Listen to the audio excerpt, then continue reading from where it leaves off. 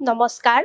ইকক্সালৈ সকলোকে স্বাগতম জনাইছো মই অনামিকা দাস আজি মই তোমালোকৰ লগত আলোচনা কৰিবলৈ লৈছো দশম শ্ৰেণীৰ প্ৰথম পাঠটোৰ অনুশীলনীৰ প্ৰশ্ন উত্তৰসমূহ মৰমৰ ছাত্ৰ ছাত্ৰীসকল ইতিমধ্যে আমি আগৰ অংশ কেইটাত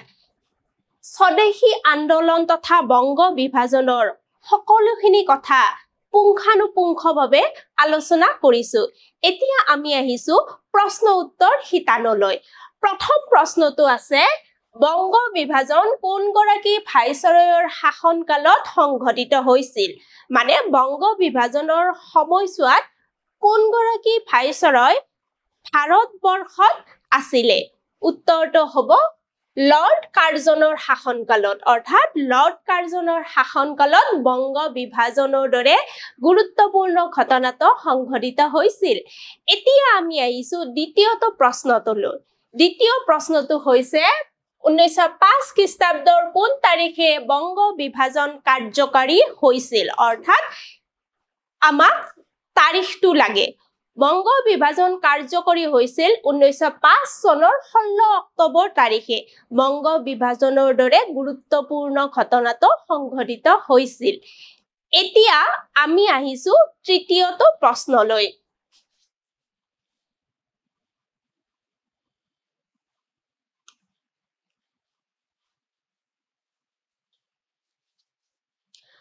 বংগ বিভাজনৰ সময়ত বিদেশী পণ্য বৰ্জনৰ প্ৰস্তাৱ কোনখন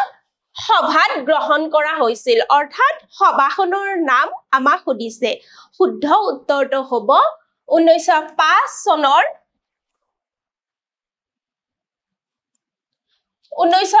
চনৰ 20 জুলাইত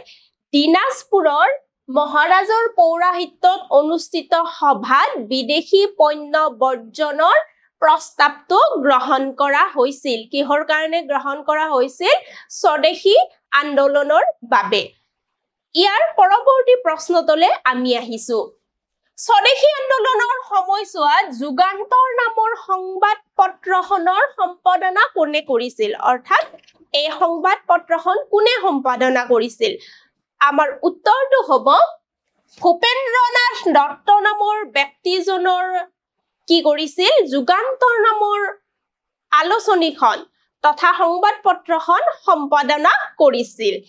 এতিয়া আমি আহিছো পৰৱৰ্তী প্ৰশ্নলৈ বংগত জাতীয় শিক্ষা পৰিষদ নামৰ অনুষ্ঠানটো কেতিয়া গঠন কৰা হৈছিল আমি ইতিমধ্যে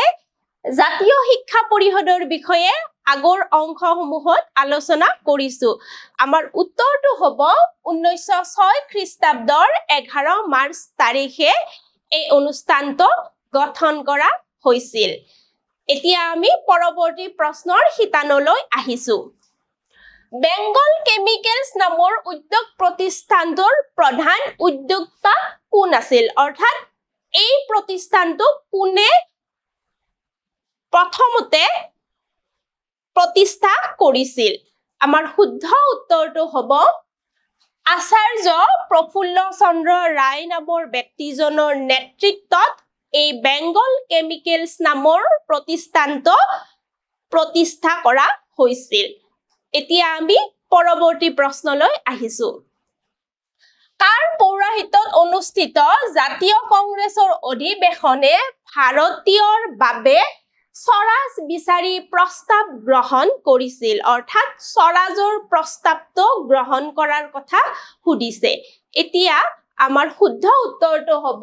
ভাৰতীয় জাতীয় কংগ্ৰেছক দাদাভাই নৌৰোজীৰ পৌৰাহিত্যত অনুষ্ঠিত 1906 চনত কলিকতাত বহা অধিৱেশনত প্ৰথমবাৰৰ বাবে স্বৰাজৰ দাবী গ্ৰহণ কৰা হৈছিল অৰ্থাৎ সেইখিনি সময়ছোৱাত জাতীয় কংগ্ৰেছৰ নেতৃত্বত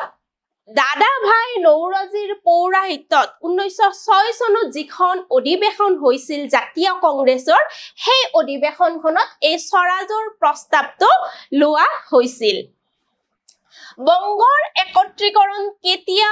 হৈছিল অৰ্থাৎ একত্ৰীকৰণ মানে হৈছে পুনৰ বংগ প্ৰদেশখনক একলগ কৰা সংলগ্ন কৰা আমাৰ শুদ্ধ উত্তৰটো হ'ব 1911 চনত 1911 চনত বংগ বিভাজনৰ প্ৰস্তাৱ ৰদ কৰি পুনৰ বংগ প্ৰদেশখন একত্ৰিত কৰা হৈছিল এতিয়া আমি আহিছো সমু প্ৰশ্নৰ উত্তৰলৈ প্ৰথম প্ৰশ্নটো হৈছে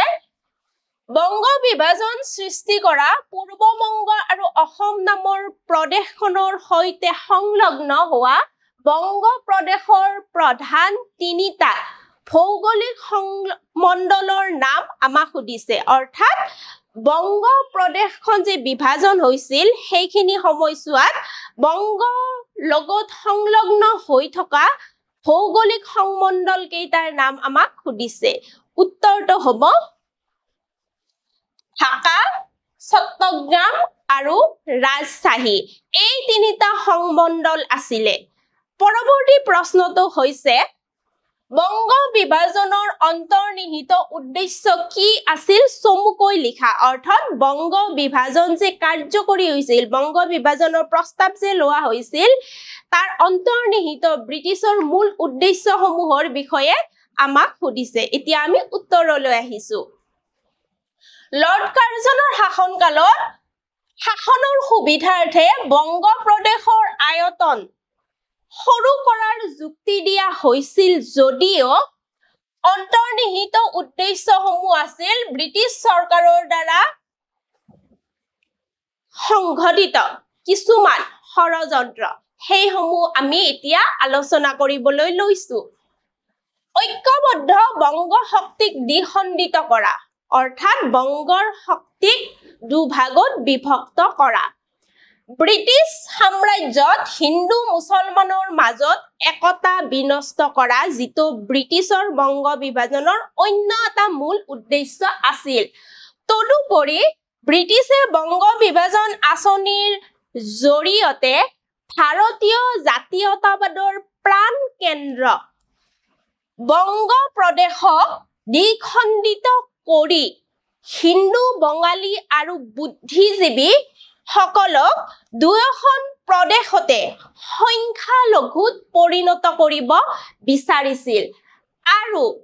তেওঁলোকে বিচাৰিছিল কংগ্ৰেছ দলৰ ব্ৰিটিছ বিৰোধী চৰমপন্থী সকলক নিয়ন্ত্ৰণ কৰিব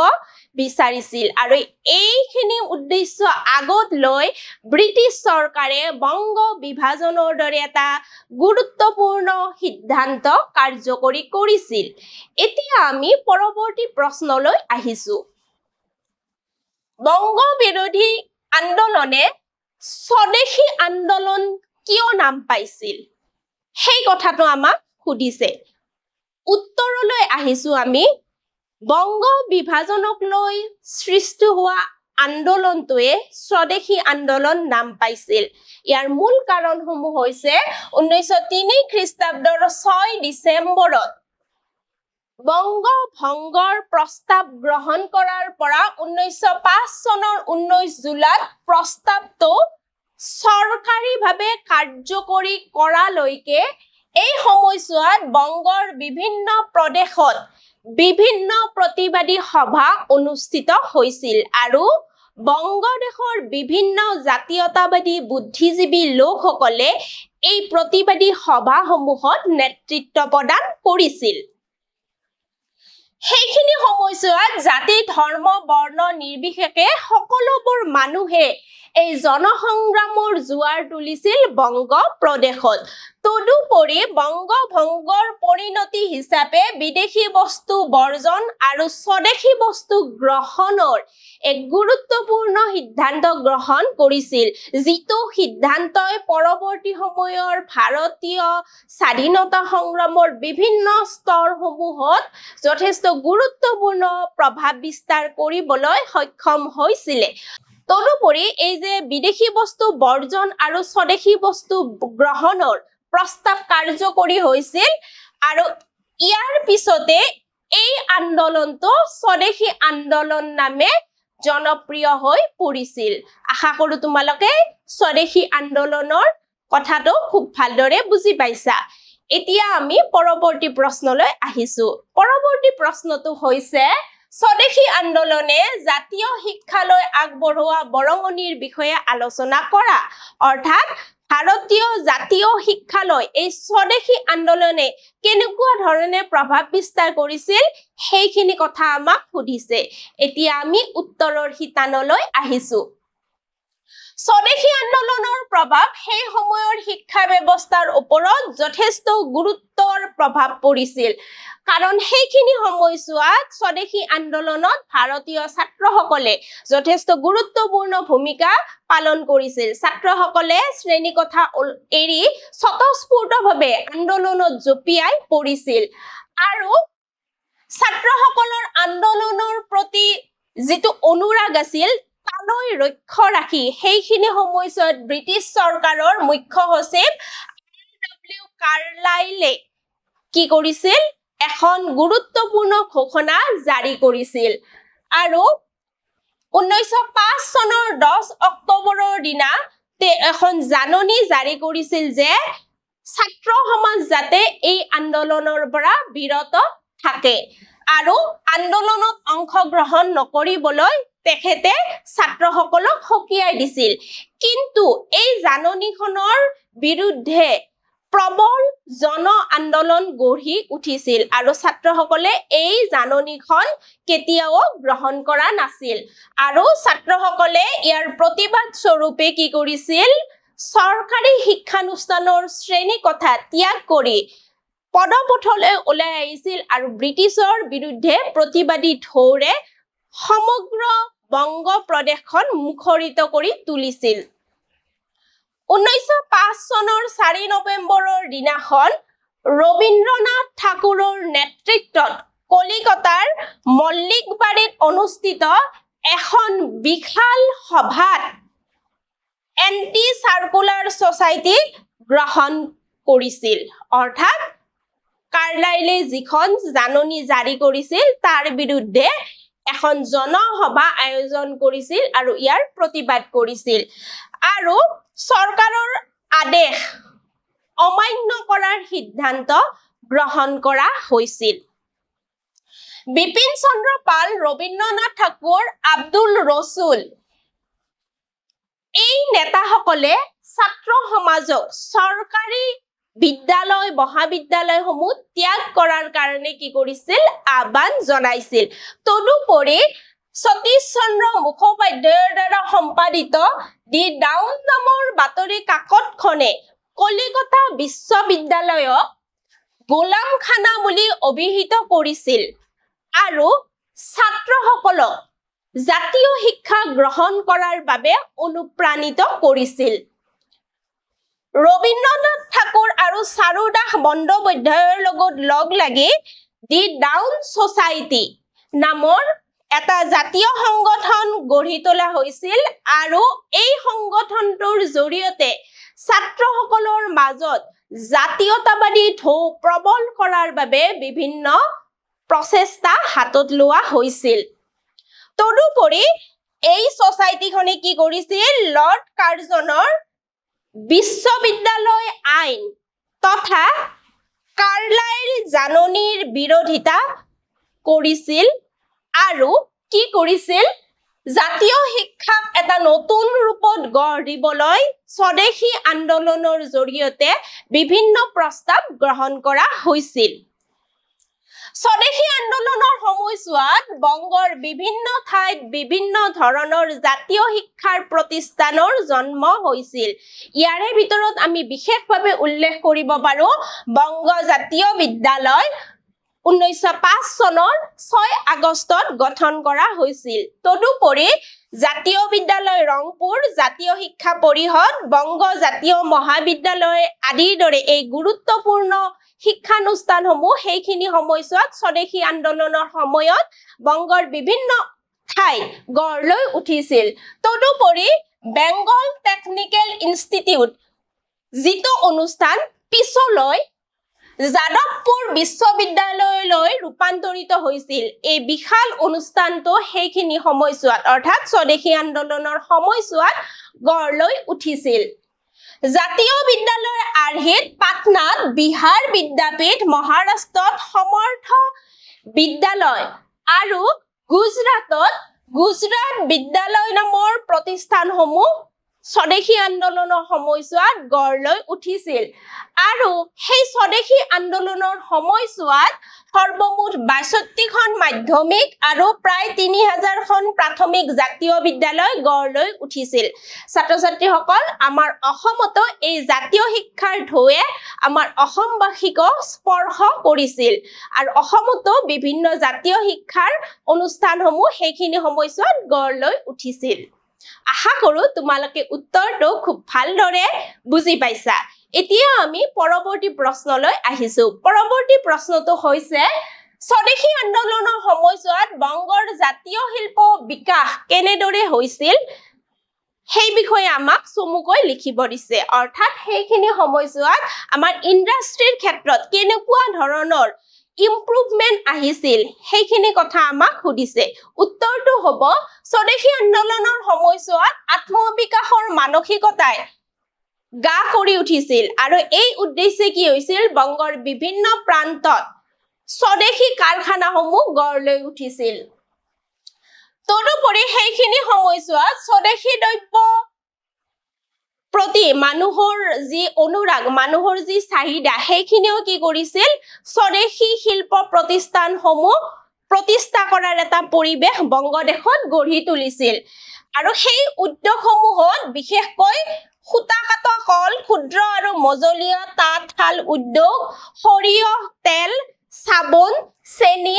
জুইশলা ইত্যাদিৰ কাৰখানাসমূহ বংগৰ বিভিন্ন অঞ্চলত গঢ় লৈ উঠিছিল তদুপৰি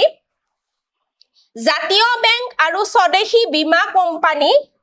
স্বদেশী আন্দোলনৰ সময়ছোৱাত বংগদেশত গঢ় লৈ উঠিছিল 1897 চনত ৰবীন্দ্ৰনাথ ঠাকুৰে প্ৰতিষ্ঠা কৰা স্বদেশী ভাণ্ডাৰে যথেষ্ট গুৰুত্বপূৰ্ণ ভূমিকা পালন কৰিছিল তদুপৰি 1905 চনত যোগেশ চন্দ্ৰ চৌধুৰী আৰু কৃষ্ণ বিহাৰী সেনৰ প্ৰতিষ্ঠাত ইণ্ডিয়ান ষ্ট'ৰ্ছ নামৰ প্ৰতিষ্ঠানটো বংগদেশত গঢ়ি উঠিছিল 1903 চনত ঠাকুৰ পৰিয়ালৰ কন্যা সৰলা দেৱীয়ে লক্ষ্মী ভাণ্ডাৰ নামৰ এটা অনুষ্ঠান গঢ়ি তুলিছিল অৰ্থাৎ মহিলাসকলেও সেইখিনি সময়ছোৱাত স্বদেশী শিল্প উদ্যোগ প্ৰতিষ্ঠাৰ ক্ষেত্ৰত যথেষ্ট প্ৰভাৱশালী ভূমিকা পালন কৰিছিল তদুপৰি 1906 চনত আব্দুল হালিম গজনবীয়ে প্ৰতিষ্ঠা কৰা ইউনাইটেড বেংগল ষ্ট'ৰ্ছ নামৰ প্ৰতিষ্ঠানটোৱেও বংগদেশত যথেষ্ট গুৰুত্বপূৰ্ণ ভূমিকা পালন কৰিছিল তদুপৰি বংগবাসীৰ মাজত আত্মশক্তি আৰু আত্মনিৰ্ভৰশীলতাৰ মনোভাৱ গঢ়ি তোলাৰ উদ্দেশ্যে জগদীশ চন্দ্ৰ বসু প্ৰফুল্ল চন্দ্ৰ ৰায় নীলৰতন চৰকাৰ আদিৰ দৰে ব্যক্তিসকলে বংগদেশত বিভিন্ন উদ্যোগ গঢ়ি তোলাৰ বাবে বিভিন্ন চিন্তা চৰ্চা কৰিছিল অৰ্থাৎ স্বদেশী আন্দোলনৰ সময়ত আত্মনিৰ্ভৰশীলতাৰ মানসিকতা এটা সৃষ্টি হৈছিল আৰু এই স্বদেশী উদ্যোগপতিসমূহে এই ক্ষেত্ৰত যথেষ্ট গুৰুত্বপূৰ্ণ ভূমিকা পালন কৰিছিল স্বদেশী আন্দোলনৰ সময়ত নীলৰতন চৰকাৰৰ উদ্যোগত বংগ লক্ষ্মী কটন মিল নামৰ অনুষ্ঠানটো গঢ়ি উঠিছিল তদুপৰি আচাৰ্য প্ৰফুল্ল চন্দ্ৰ ৰায়ৰ নেতৃত্বত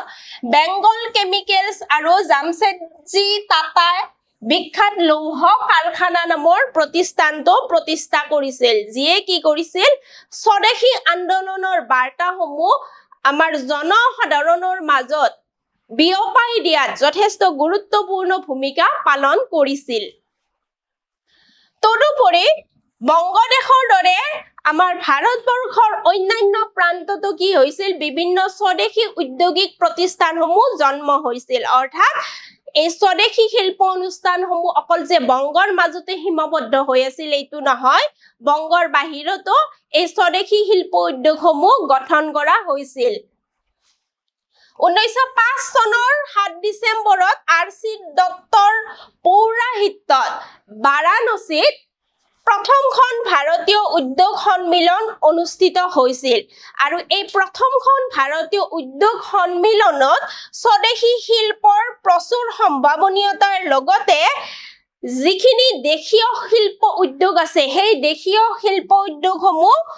পুনৰ জীৱিত কৰাৰ উদ্দেশ্যে জনসাধাৰণক ঐক্যবদ্ধ কৰাৰ এটা প্ৰচেষ্টা সেইখিনি সময়ছোৱাত গ্ৰহণ কৰা হৈছিল। এইখিনি আছিল এই প্ৰশ্নটোৰ উত্তৰ। এতিয়া আমি পৰৱৰ্তী প্ৰশ্নলৈ আহিছো। স্বদেশী আন্দোলন দমন কৰাৰ উদ্দেশ্যে ব্ৰিটিছ চৰকাৰে কি আন্দোলন বিৰোধী কাৰ্যসূচী গ্ৰহণ কৰিছিল? অৰ্থাৎ স্বদেশী আন্দোলনটো দমন কৰাৰ উদ্দেশ্যে ব্ৰিটিছ চৰকাৰে কেনেকুৱা ধৰণৰ ব্যৱস্থা গ্ৰহণ কৰিছিল সেই বিষয়ে আমি লিখিব লাগিব। উত্তৰলৈ আহিছো। স্বদেশী আন্দোলনৰ সময়ত জাতীয় কংগ্ৰেছৰ উদাৰপন্থী নেতাসকলৰ পৰা ব্ৰিটিছে সহযোগিতাৰ আশা কৰিছিল আৰু সেই উদ্দেশ্য আগত লৈ লৰ্ড কাৰ্জনে এই নেতাসকলক নিজৰ হাতৰ মুঠিত ৰাখিবলৈ তেওঁলোকে কি কৰিছিল? তেওঁলোকৰ বহুতকে ব্ৰিটিছ চৰকাৰৰ আৰোপিত উপাধি, পদক আৰু পদ প্ৰদান কৰিছিল। অৰ্থাৎ কিছু সংখ্যক ভাৰতীয় লোকক প্ৰলোভিত কৰিবলৈ চেষ্টা কৰিছিল। বিভিন্ন পদক দিছিল, বিভিন্ন উপাধি দিছিল বা বিভিন্ন চাকৰিত মক্ৰল কৰিব বিচাৰিছিল। কংগ্ৰেছৰ উদাৰপন্থী সদস্যসকলক উচ্চ ন্যায়ালয়ৰ বিচাৰপতিৰ পদ আৰু ব্ৰিটিছ সংসদত সদস্য, ভাইচৰয়ৰ পৰিষদৰ সদস্যৰ পদ নতুবা নতুন প্ৰাদেশিক পৰ্যায়ৰ লোভনীয় সদস্যৰ পদ যাচি বংগ ভংগ আন্দোলন কাৰ্যসূচীটো বিফল কৰাৰ বাবে তেওঁলোকে চেষ্টা কৰিছিল। ইয়াৰ বিপৰীতে কংগ্ৰেছৰ কিছু সংখ্যক শীৰ্ষ নেতা যেনে সুৰেন্দ্ৰনাথ বন্দ্যোপাধ্যায়, গোপাল কৃষ্ণ গোখলে আদিয়ে বংগ বিৰোধী অভিযানত তথা আন্দোলনত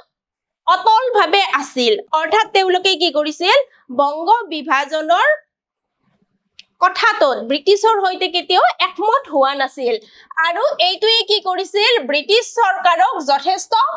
সমস্যাত পেলাইছিল। কাৰণ যিখিনি কংগ্ৰেছৰ শীৰ্ষ নেতা আছে তেওঁলোকে কোনো পধ্যে কি কৰা নাছিল?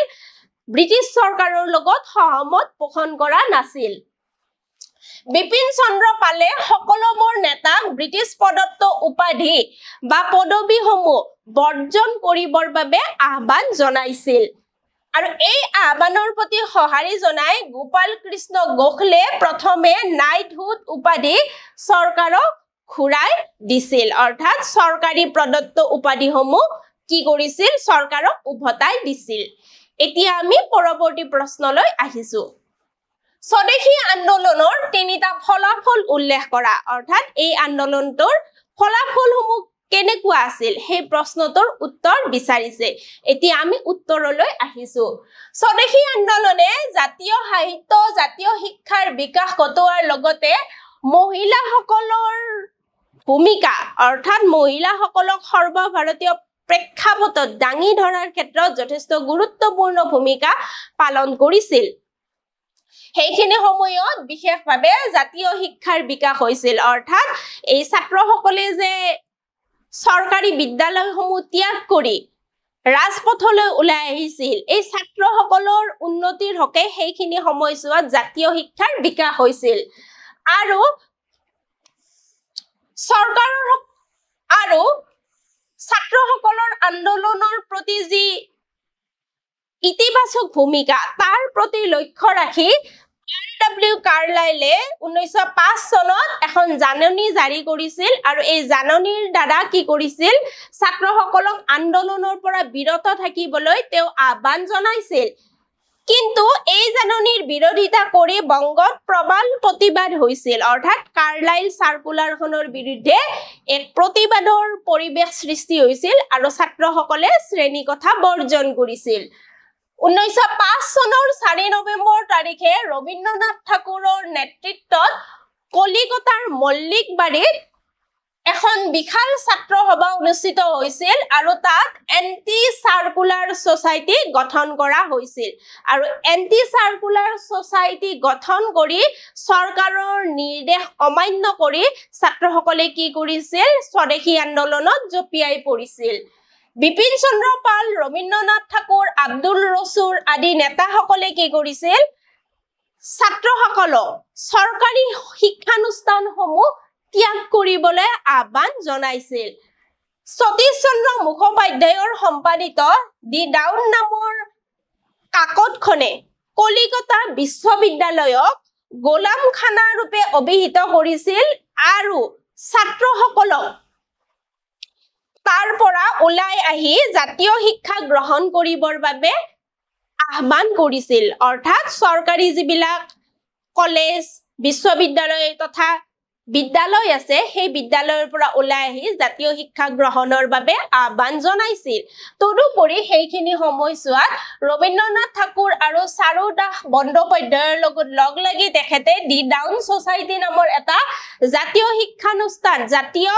এটা সংগঠন গঢ়ি তুলিছিল আৰু ইয়াৰ জৰিয়তে কি কৰিছিল ছাত্ৰসকলৰ মাজত দেশৰ প্ৰতি আনুগত্যৰ সৃষ্টি কৰিবলৈ চেষ্টা কৰিছিল এই সোসাইটিয়ে লৰ্ড কাৰ্জনৰ বিশ্ববিদ্যালয় আইন আৰু কাৰ্লাইল সাৰ্কুলাৰখনৰ বিৰোধিতা কৰিছিল আৰু জাতীয় শিক্ষাক এক নতুন ৰূপত গঢ় দিবলৈ তেওঁলোকে চেষ্টা কৰিছিল স্বদেশী আন্দোলনৰ সময়ত বংগদেশৰ বিভিন্ন অনুষ্ঠানত জাতীয় শিক্ষাৰ অনুষ্ঠান প্ৰতিষ্ঠানসমূহৰ জন্ম হৈছিল আৰু এই অনুষ্ঠানসমূহে ছাত্ৰসকলক শিক্ষাৰ ক্ষেত্ৰত আগুৱাই নিবলৈ যথেষ্টভাৱে অহোপুৰুষাৰ্থ কৰিছিল ইয়াৰে ভিতৰত বংগ জাতীয় বিদ্যালয় তদুপৰি বংগৰ ৰংপুৰ নামৰ ঠাইখনতো জাতীয় বিদ্যালয় অনুষ্ঠিত হৈছিল তথা জাতীয় শিক্ষা পৰিষদ নামৰ অনুষ্ঠানটো গঠন কৰা হৈছিল আৰু এই অনুষ্ঠানসমূহে জাতীয় শিক্ষাৰ ধাৰাটো আগুৱাই নিবলৈ চেষ্টা কৰিছিল বংগ জাতীয় মহাবিদ্যালয় বেংগল টেকনিক্যাল ইনষ্টিটিউট এই অনুষ্ঠানসমূহেও কি কৰিছিল জাতীয় শিক্ষাৰ ক্ষেত্ৰত যথেষ্ট গুৰুত্বপূৰ্ণ ভূমিকা পালন কৰিছিল আৰু বংগৰ এনে জাতীয়তাবাদী শিক্ষানুষ্ঠানৰ আৰ্হিত বংগদেশৰ বাহিৰতো অৰ্থাৎ ভাৰতবৰ্ষৰ বিভিন্ন প্ৰান্ততো জাতীয় শিক্ষানুষ্ঠান প্ৰতিষ্ঠা হৈছিল ইয়াৰে ভিতৰত আমি বিশেষভাৱে উল্লেখ কৰিব পাৰো পাটনাত বিহাৰ বিদ্যাপীঠ মহাৰাষ্ট্ৰত সমৰ্থ বিদ্যালয় আৰু গুজৰাটত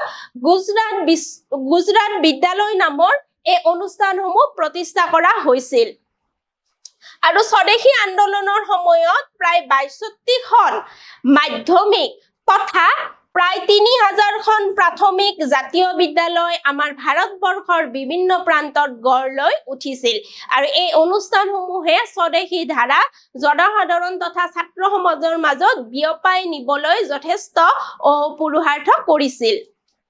জাতীয় শিল্পৰ বিকাশ স্বদেশী আন্দোলনৰ সময়ত বংগদেশত আত্মনিৰ্ভৰশীলতাৰ মানসিকতা গঢ় লৈ উঠিছিল আৰু এই উদ্দেশ্যৰে বংগৰ বিভিন্ন প্ৰান্তত বিভিন্ন উদ্যোগ প্ৰতিষ্ঠানৰ জন্ম হৈছিল আৰু এইবোৰে কি কৰিছিল আমাৰ ভাৰতবৰ্ষৰ জনসাধাৰণৰ মাজত স্বনিৰ্ভৰশীলতাৰ বাট মুকলাই তোলাত যথেষ্ট গুৰুত্বপূৰ্ণ ভূমিকা পালন কৰিছিল তদুপৰি সেইখিনি সময়ছোৱাত স্বদেশী দ্ৰব্য আৰু সামগ্ৰীৰ প্ৰতি বৰ্ধিত চাহিদায়ো কি কৰিছিল এই স্বদেশী উদ্যোগ প্ৰতিষ্ঠাৰ বাবে এটা অনুকূল বাতাবৰণৰ সৃষ্টি কৰিছিল আৰু সেইখিনি সময়ছোৱাত সূতা কটা কল ক্ষুদ্ৰ আৰু মজলীয়া তাঁতশাল সৰিয়হ তেল সাবন বিস্কুট আদিৰ দৰে ফেক্টৰীসমূহ তথা উদ্যোগসমূহ গঢ় লৈ উঠিছিল আৰু সেইখিনি সময়ছোৱাত জাতীয় বেংক আৰু স্বদেশী বীমা কোম্পানী নামৰ অনুষ্ঠানসমূহ বংগদেশত গঢ় লৈ উঠিছিল তদুপৰি সেইখিনি সময়ছোৱাত ৰবীন্দ্ৰনাথ ঠাকুৰে প্ৰতিষ্ঠা কৰা স্বদেশী ভাণ্ডাৰ নামৰ যিটো উদ্যোগ প্ৰতিষ্ঠান সেই উদ্যোগ প্ৰতিষ্ঠানটোৱে স্বদেশীৰ বাৰ্তা বিয়পাই তোলাত যথেষ্ট গুৰুত্বপূৰ্ণ ভূমিকা পালন কৰিছিল তদুপৰি 1905 চনত যোগেশ চন্দ্ৰ চৌধুৰী আৰু কৃষ্ণ বিহাৰী সেনৰ প্ৰচেষ্টাত ইণ্ডিয়ান ষ্ট'ৰ্ছ নামৰ অনুষ্ঠানটো গঢ় লৈ উঠিছিল তদুপৰি ঠাকুৰ পৰিয়ালৰ কন্যা সৰলা দেৱীয়ে প্ৰতিষ্ঠা কৰা লক্ষ্মী ভাণ্ডাৰটোৱে সেইখিনি সময়ছোৱাত মহিলাসকলৰ বাবে আত্মনিৰ্ভৰশীলতাৰ পথ প্ৰশস্ত কৰিছিল তদুপৰি 1906 চনত আব্দুল হালিম গজনবীয়ে প্ৰতিষ্ঠা কৰা এটা অনুষ্ঠান আছিল সেই অনুষ্ঠানটো হৈছে ইউনাইটেড বেংগল ষ্ট'ৰ্ছ এই অনুষ্ঠানটোও কি কৰিছিল জাতীয় উদ্যোগৰ পথ মুকলি কৰিছিল তথা জাতীয়তাবাদী ধাৰা এটা সৃষ্টি কৰাত যথেষ্ট গুৰুত্বপূৰ্ণ ভূমিকা পালন কৰিছিল তদুপৰি সেইখিনি সময়ছোৱাত বংগবাসীৰ মাজত আত্মশক্তি আৰু আত্মনিৰ্ভৰশীলতা এটা মনোবল সৃষ্টি কৰাৰ বাবে বিভিন্ন ব্যক্তি যেনে জগদীশ চন্দ্ৰ বসু প্ৰফুল্ল চন্দ্ৰ ৰায় নীলৰতন সৰকাৰ আদিৰ দৰে ব্যক্তিসকলে বংগৰ বিভিন্ন প্ৰান্তত উদ্যোগৰ গঢ়ি তোলাত যথেষ্ট চিন্তা চৰ্চা কৰিছিল আৰু তেওঁলোকৰ উদ্যোগতে কি কৰিছিল বংগদেশত নতুন নতুন উদ্যোগ কাৰখানা প্ৰতিষ্ঠা হৈছিল সেইখিনি সময়ছোৱাত নীলৰতন সৰকাৰৰ উদ্যোগত বংগলক্ষ্মী কটন মিল নামৰ এটা অনুষ্ঠানৰ জন্ম হৈছিল তদুপৰি আচাৰ্য প্ৰফুল্ল চন্দ্ৰ ৰায়ৰ তত্ত্বাৱধানত বেংগল কেমিকেলছ আৰু জামছেদজী টাটাৰ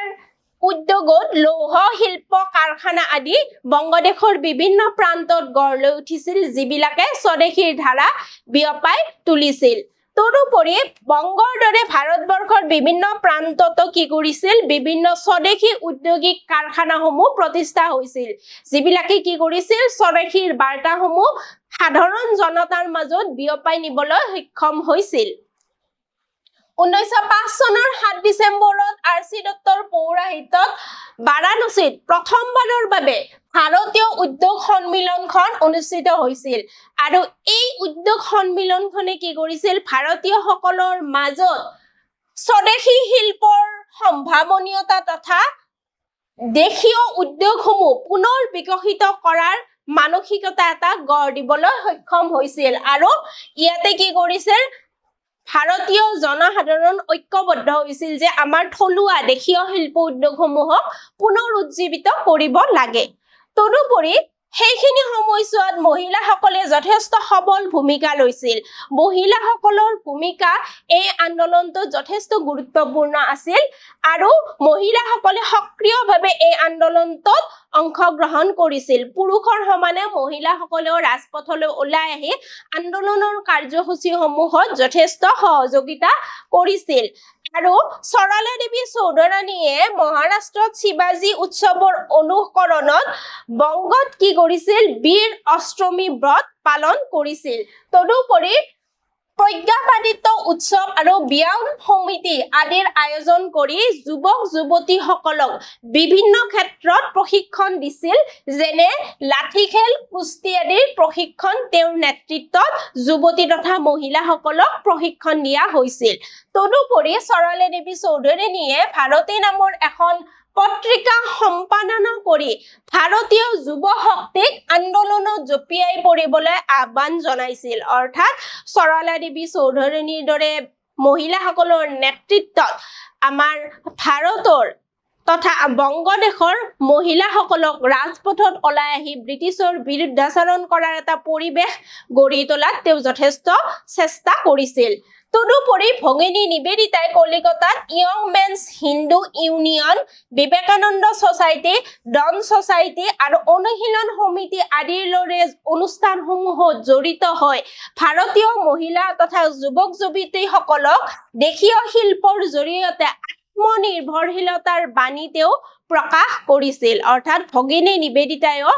ভাৰতীয়সকলৰ মাজত আত্মনিৰ্ভৰশীলতাৰ বাট মুকলি কৰাত যথেষ্ট অহোপুৰুষাৰ্থ কৰিছিল স্বদেশী আন্দোলনৰ সময়ত মহিলাসকলৰ সাহসিকতাৰ কথা লণ্ডনৰ ডেইলি টেলিগ্ৰাফ নামৰ যিখন পত্ৰিকা আছে তাত প্ৰকাশ পাইছিল অৰ্থাৎ ভাৰতীয় মহিলাসকলৰ সাহসিকতাৰ কথা লণ্ডনলৈও বিয়পি গৈছিল এতিয়া আমি আহিছো পৰৱৰ্তী প্ৰশ্নলৈ স্বদেশী আন্দোলনৰ তিনিটা অৱদানৰ কথা আমাক উল্লেখ কৰিব দিছে অৰ্থাৎ স্বদেশী আন্দোলনে কেনেকুৱা ধৰণৰ অৱদান দিছিল স্বদেশী আন্দোলনৰ অৱদানসমূহৰ বিষয়ে আলোচনা কৰিবলৈ যাওঁতে এই আন্দোলনে কি কৰিছিল আমাৰ ভাৰতীয় বাসীক গণ আন্দোলনক কেনেদৰে অংশগ্ৰহণ কৰিব লাগে, কেনেদৰে গণ আন্দোলনৰ কাৰ্যসূচী গ্ৰহণ কৰিব লাগে তাৰ পাঠ শিকাইছিল। তদুপৰি ৰাজনৈতিক শিক্ষাও এই আন্দোলনটোৱে দিবলৈ সক্ষম হৈছিল, অৰ্থাৎ ভাৰতবাসীক এটা ৰাজনৈতিক শিক্ষা দিবলৈ সক্ষম হৈছিল আৰু দেশৰ জনগণ একত্ৰিত হৈ শক্তিশালী হৈ যদি আমি ব্ৰিটিছ চৰকাৰৰ বিৰোধিতা কৰোঁ তেনেহলে আমি যে এদিন স্বাধীনতা পাম এই কথাটো ভাৰতীয়সকলৰ মাজত গভীৰভাৱে সাঁচ বহুৱাবলৈ সক্ষম হৈছিল। আৰু সেইখিনি সময়ছোৱাত স্বদেশী আন্দোলনৰ জৰিয়তে আমাৰ ভাৰতীয় লোকসকলে এনেকুৱা কিছুমান দৃঢ় কথা বুজি পাইছিল যে আমি যদি ঐক্যবদ্ধ হৈ ব্ৰিটিছৰ বিৰুদ্ধাচৰণ কৰোঁ তেতিয়াহ'লে আমি পৰাজয়ৰ কোনো কথা নাই, আমি নিশ্চয় এদিন জয়ী হ'ব পাৰিম।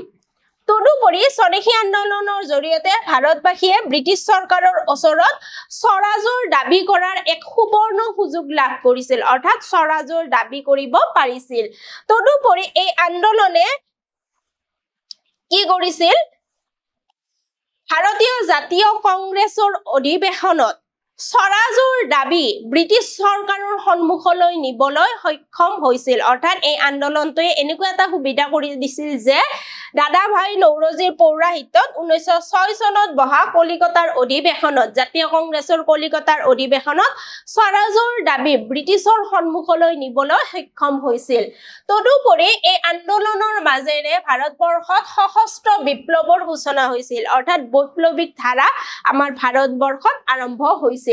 তদুপৰি আগ্নেয়াস্ত্ৰৰে বিপ্লৱৰ পথ অনুসৰণ কৰি দেশক স্বাধীন কৰাৰ প্ৰৱণতা এছাম লোকে অনুসৰণ কৰিছিল, অৰ্থাৎ বৈপ্লৱিক ধাৰাৰে আমাৰ ভাৰতবৰ্ষৰ স্বাধীনতা সংগ্ৰামৰ বাবে একাংশ স্বাধীনতাকামী লোকে কি কৰিছিল, তেওঁলোকৰ সংগ্ৰাম আৰম্ভ কৰিছিল। এতিয়া আমি পৰৱৰ্তী প্ৰশ্নলৈ আহিছো। আমাক চমু টকা লিখিবলৈ দিছে। চমু টকা মানে আমাক কিবা এটা বিষয়বস্তু দিব, সেই বিষয়বস্তুটোৰ ওপৰত আমি কিছু কথা লিখিব লাগিব। প্ৰথম চমু টকাটো হৈছে কবিগুৰু ৰবীন্দ্ৰনাথ ঠাকুৰ, অৰ্থাৎ ৰবীন্দ্ৰনাথ ঠাকুৰৰ বিষয়ে আমাক চমু টকা লিখিবলৈ দিছে। ৰবীন্দ্ৰনাথ ঠাকুৰক ভাৰতবৰ্ষৰ শিল্প সংস্কৃতি জগতৰ এক উজ্জ্বল নক্ষত্ৰ বুলি ক'ব পাৰি আৰু তেখেতে স্বদেশী আন্দোলনৰ সময়ছোৱাত যথেষ্ট গুৰুত্বপূৰ্ণ ভূমিকা পালন কৰিছিল। স্বদেশীৰ বাৰ্তা আমাৰ ভাৰতবাসীৰ মাজত বিয়পাই তুলিবলৈ তেখেতে তেখেতৰ প্ৰতিভাৰে চেষ্টা কৰিছিল আৰু ভাৰতবৰ্ষৰ জাতীয় আন্দোলনক এক সুকীয়া মাত্ৰা প্ৰদান কৰিবলৈ সক্ষম হৈছিল। তদুপৰি স্বদেশী আন্দোলনক কেন্দ্ৰ কৰি ৰবীন্দ্ৰনাথ ঠাকুৰে সেইখিনি সময়ত প্ৰায় 23টা গান ৰচনা কৰিছিল আৰু এইখিনি আমাৰ জাতীয় সাহিত্য সংস্কৃতিৰ এক আপুৰুগীয়া সম্পদ। তদুপৰি আমাৰ সোনাৰ বাংলা আমি তোমাকে ভালোবাসি এই গীতটি 1972 চনত বাংলাদেশৰ ৰাষ্ট্ৰীয় সংগীত ৰূপে এক স্বীকৃতি দিয়া হৈছিল, যিটো গান ৰবীন্দ্ৰনাথ ঠাকুৰদেৱে ৰচনা কৰিছিল। যদি তোৰ ডাক শুনে কেউ না আছে তবে একলা চলৰে আদিৰ দৰে গানসমূহে ভাৰতীয় জনসাধাৰণক একত্ৰিত কৰাৰ ক্ষেত্ৰত যথেষ্ট গুৰুত্বপূৰ্ণ ভূমিকা গ্ৰহণ কৰিছিল। তদুপৰি জনগণ মন এই গীতটি ভাৰতবৰ্ষৰ ৰাষ্ট্ৰীয় সংগীতৰ মৰ্যাদা লাভ কৰিবলৈ সক্ষম হৈছে। তদুপৰি ৰবীন্দ্ৰনাথ ঠাকুৰে স্বদেশী আন্দোলনৰ পটভূমিত ভাই ভাই এক ঠাই নামৰ এক বিখ্যাত প্ৰবন্ধ ৰচনা কৰিছিল, যিটো প্ৰবন্ধয়ে কি কৰিছিল, জাতীয়তাবাদৰ সৃষ্টি কৰাত যথেষ্ট গুৰুত্বপূৰ্ণ ভূমিকা পালন কৰিছে। তদুপৰি স্বদেশী আন্দোলনৰ সময়ত আত্মবিকাশৰ মানসিকতাই বংগদেশত জাতীয় শিল্প কাৰখানাসমূহ পুনৰুজ্জীৱিত কৰাত এক অনুকূল পৰিৱেশৰ সৃষ্টি কৰিছিল আৰু ইয়াৰে পৰিপ্ৰেক্ষিতত 1897 চনত ৰবীন্দ্ৰনাথ ঠাকুৰে স্বদেশী ভাণ্ডাৰ নামৰ এটা অনুষ্ঠান প্ৰতিষ্ঠা কৰিছিল, যিটো অনুষ্ঠানে স্বদেশীৰ বাৰ্তা বিয়পাই দিয়াত যথেষ্ট গুৰুত্বপূৰ্ণ ভূমিকা পালন কৰিছিল। ৰবীন্দ্ৰনাথ ঠাকুৰে স্বদেশী আন্দোলনৰ সময়ছোৱাত ৰাজনৈতিকভাৱে সক্ৰিয় ভূমিকা পালন কৰিছিল, অৰ্থাৎ তেখেত ৰাজনৈতিকভাৱে এজন সক্ৰিয় ব্যক্তি আছিল আৰু স্বদেশী শিক্ষা বিকাশৰ বাবে ৰবীন্দ্ৰনাথ ঠাকুৰে 1905 চনত বংগ জাতীয় বিদ্যালয় নামৰ অনুষ্ঠানটো প্ৰতিষ্ঠা কৰিছিল। ছাত্ৰসকলৰ মাজত দেখা দিয়া আন্দোলনৰ প্ৰৱণতাৰ প্ৰতি লক্ষ্য ৰাখি বংগদেশৰ চৰকাৰৰ মুখ্য সচিব কাৰ্যালয়ে এখন জাননী জাৰি কৰিছিল আৰু ইয়াৰ বিৰুদ্ধে বংগত প্ৰবল প্ৰতিবাদী কাৰ্যসূচী অনুষ্ঠিত হৈছিল আৰু ছাত্ৰসকলে কি কৰিছিল শ্ৰেণীকোঠা ত্যাগ কৰিছিল আৰু ৰবীন্দ্ৰনাথ ঠাকুৰৰ সভাপতিত্বত মল্লিকবাৰীত অনুষ্ঠিত এখন বিশাল ছাত্ৰ সভাত কি কৰা হৈছিল এন্টি সাৰ্কুলাৰ সোসাইটি গঠন কৰা হৈছিল আৰু চৰকাৰী আদেশসমূহ অমান্য কৰাৰ সিদ্ধান্ত গ্ৰহণ কৰা হৈছিল ৰবীন্দ্ৰনাথ ঠাকুৰে সতীশ চন্দ্ৰ মুখোপাধ্যায় আৰু চাৰুদাস বন্দ্যোপাধ্যায়ৰ লগ লাগি দি ডাউন সোসাইটি নামৰ এটা জাতীয় সংগঠন গঢ়ি তুলিছিল আৰু এই জাতীয় সংগঠনটোৱে কি কৰিছিল জনসাধাৰণৰ মাজত দেশাত্মবোধ জাতীয়তাবাদী ঢৌ তীব্ৰ কৰাত যথেষ্ট গুৰুত্বপূৰ্ণ ভূমিকা পালন কৰিছিল এতিয়া আমি পৰৱৰ্তী সমুতকালৈ আহিছো পৰৱৰ্তী সমুতকাটো হৈছে মাৰ্গাৰেট এলিজাবেথ নবল ভগিনী নিবেদিতাই কি কৰিছিল স্বদেশী আন্দোলনৰ সময়ত তথা আমাৰ ভাৰতীয় মানুহখিনিক এক স্বদেশীৰ বাৰ্তা একাগ্ৰতা তথা আত্মনিৰ্ভৰশীলতাৰ বাট দেখুৱাত যথেষ্ট গুৰুত্বপূৰ্ণ ভূমিকা পালন কৰিছিল ভগিনী নিবেদিতাৰ অন্য এটা নাম হৈছে মাৰ্গাৰেট এলিজাবেথ নবল আৰু তেখেতৰ জন্ম হৈছিল 1864 চনত আয়াৰলেণ্ডত স্বদেশী আন্দোলনৰ সময়ছোৱাত তেখেতে নাৰী তথা যুৱ শক্তিক যুৱক যুৱতীসকলৰ মাজত এক জাগৰণ সৃষ্টি কৰিবলৈ চেষ্টা কৰিছিল তদুপৰি ভগিনী নিবেদিতাই কলিকতাত Young Men's Hindu Union Vivekananda Society Dawn Society আৰু অনুশীলন সমিতি আদিৰ দৰে অনুষ্ঠানসমূহৰ লগত গভীৰভাৱে জড়িত হয় ভাৰতীয় যুৱক যুৱতীসকলক দেশীয় শিল্পৰ জৰিয়তে আত্মনিৰ্ভৰশীল হ'বলৈ তেওঁ অনুপ্ৰাণিত কৰিছিল অৰ্থাৎ আমাৰ ভাৰতীয় যুৱ শক্তি যাতে আত্মনিৰ্ভৰশীল হ'ব পাৰে তাৰ বাট মুকলাই তুলিবলৈ তেখেতে অহোপুৰুষাৰ্থ কৰিছিল আৰু এইগৰাকী মহিয়সী নাৰীয়ে 1911 চনত মৃত্যুবৰণ কৰিছিল ইয়াৰ পৰৱৰ্তী সমুতকালৈ আহিছো নবাব সলিমুল্লাহ আমি এতিয়া তেখেতৰ বিষয়ে আলোচনা কৰিম স্বদেশী আন্দোলনৰ সময়ছোৱাত ঢাকাৰ নবাব আছিল সলিমুল্লাহ আৰু লৰ্ড কাৰ্জনে সলিমুল্লাহৰ জৰিয়তে পূৰ্ববংগৰ জনতাক একগোট কৰি ব্ৰিটিছৰ অধীন কৰিব বিচাৰিছিল আৰু এই উদ্দেশ্যৰে কি কৰিছিল সলিমুল্লাহ নগণ্য সুদৰ বিনিময়ত 14 লাখ টকা ধাৰ দিয়াৰ ব্যৱস্থা কৰিছিল অৰ্থাৎ প্ৰলোভিত কৰাৰ ব্যৱস্থা কৰিছিল 1906 চনৰ 30 ডিসেম্বৰত নবাব সলিমুল্লাহৰ আহ্বান ক্ৰমে বংগদেশৰ একাংশ শিক্ষিত মুছলমান লগ লাগি সৰ্বভাৰতীয় মুছলমান লীগ প্ৰতিষ্ঠা কৰিছিল আৰু এই অনুষ্ঠানটো গঠন কৰি মুছলিম লীগ গঠন হোৱাৰ দিনৰ পৰাই সলিমুল্লাহৰ ইয়াৰ উদ্দেশ্য আৰু লক্ষ্য ঘোষণা কৰিছিল অৰ্থাৎ সলিমুল্লাহ কি কৰিছিল ব্ৰিটিছে প্ৰলোভিত কৰিবলৈ চেষ্টা কৰিছিল আৰু তেখেতে উদ্দেশ্য ঘোষণা কৰিছিল যে মুছলমান ৰাইজৰ মনৰ পৰা ভয় সংখ্যা পাৰস্পৰিক বিদ্বেষ আঁতৰাব লাগিব অৰ্থাৎ ভাৰতবৰ্ষৰ মুছলিম মানুহখিনিৰ মাজত পাৰস্পৰিক যি হিংসা দ্বন্দ্ব আছে সেই দ্বন্দ্ব বা হিংসাৰ ভাৱসমূহ কি কৰিব লাগিব গুচাব লাগিব